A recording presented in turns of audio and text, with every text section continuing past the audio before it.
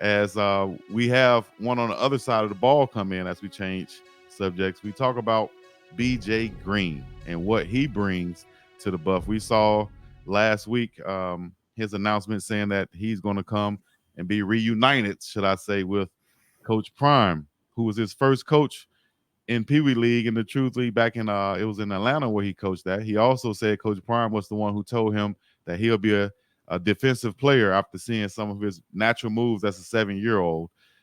Now, after a successful few years at Arizona State, coming in as a preferred walk-on, earning a scholarship his second year, putting up sacks this year. Had one in the half versus Colorado on Shadur Sanders. I think he can rush, and I've seen him rushing from over the guard position, lining up outside. So he's going to bring a different dynamic in the pass rushing game for Colorado, as he can bring that NASCAR package in. Like I said, a defensive end who can also rush from the inside. How do you think BJ Green helps out Coach Prime's defense to be, a lot more chaos bringing and havoc causing on that side of the ball on pass downs? He's not going to be in Boulder till May, but this is a mechanical engineering major. So, he's going to have that maturity that's going to fit in right away with his experience.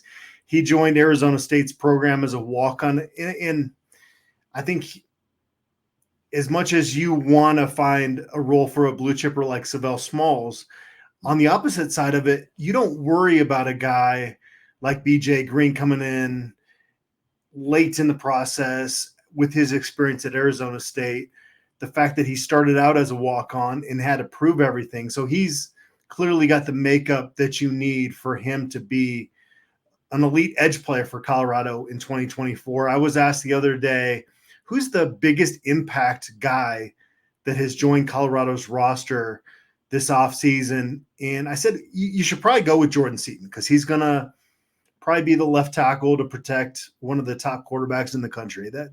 But if you don't want to go chalk on that, if you want to kind of think outside the box a little bit, I don't think BJ Green is a bad pick there, because I look at his just pass rush impact beyond sacks, what he did with hurries and hits and pressures on quarterbacks this past year. It was really off the charts. I think we can sit here and debate whether PFF has great grades for offensive linemen, because you don't necessarily know what every O lineman's responsibility is on every play. But I think pass rush numbers are pretty clear when you see a guy getting after quarterback. And so when I see Pro Football Focus's numbers on BJ Green, and again, they're off the charts, and you add that with Samuel Okunlola and Arden Walker and Tajay McCoy and some of the other guys in the program. We see Kyrie Mann's very vocal in the offseason workouts. And I was telling Brian Howell this the other day, I don't know if there's a position group that's gotten more improved this offseason,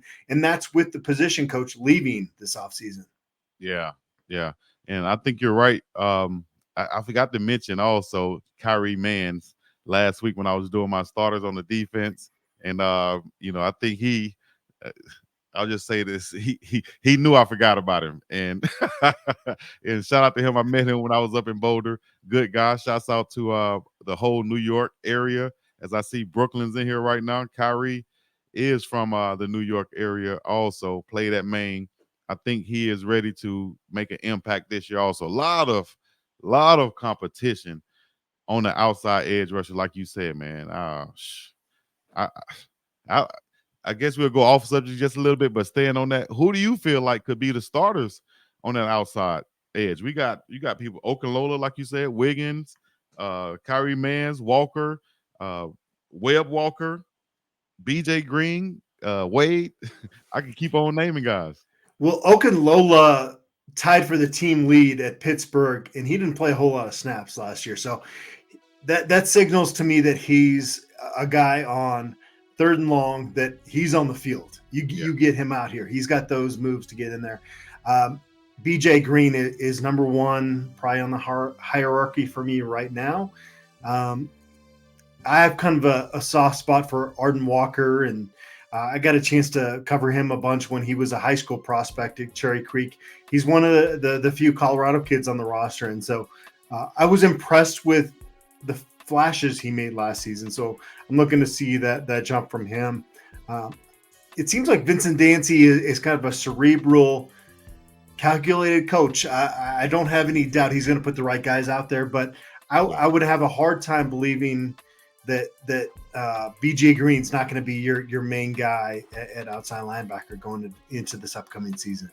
Most definitely. And I was just thinking when you said that with Okunlola and them and everybody you named, man, and I did mention the NASCAR package. So if I was just thinking, if I'm third and long right now for Colorado, I'm excited to pin my ears back with BJ Green, Okunlola, and you can take your pick of guys and mix them in from there. If I know if it's third and long, or if I'm in a situation like we were in a lot of times, with the defense knowing that we were going to pass the ball, if we can get teams into that situation, we have some pass rushers that we could put full across the front.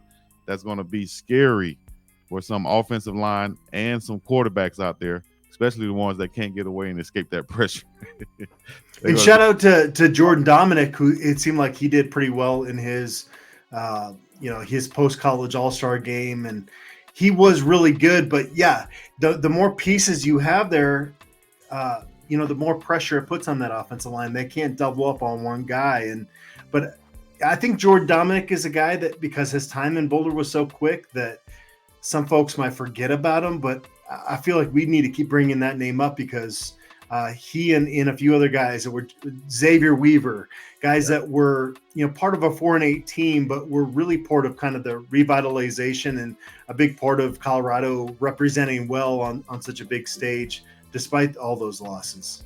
Yeah, shouts out to Taj Austin too, who also did well in the Senior Bowl down there in the All-Star game that they played in.